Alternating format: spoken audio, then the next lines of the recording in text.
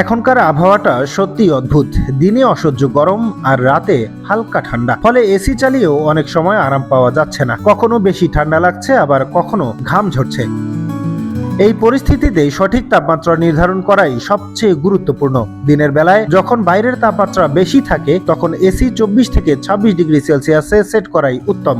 24 degree বেশ আরামদায়ক, আর 26 degree বিদ্যুৎ সাশ্রয়ের জন্য আরো কার্যকর। গবেষণায় দেখা গেছে, তাপমাত্রা প্রতি 1 ডিগ্রি বাড়ালে বিদ্যুৎ খরচ প্রায় 5 থেকে 6% পর্যন্ত কমতে পারে।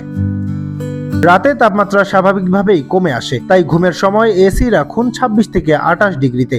কারণ ঘুমের সময় শরীর ঠান্ডা বেশি অনুভব করে। স্লিপ মোড ও টাইমার ব্যবহার করলে অপ্রয়োজনীয় ঠান্ডা এড়ানো যায়। মনে রাখবেন, 18 বা 20 ডিগ্রিতে এসি চালানো মানেই বেশি খরচ আর স্বাস্থ্য ঝুঁকি। সঠিক তাপমাত্রায় দেবে আরাম, স্বাস্থ্য ও সাশ্রয়ের সেরা সমাধান। ডেস্ক রিপোর্ট, দৈনিক দৃষ্টি।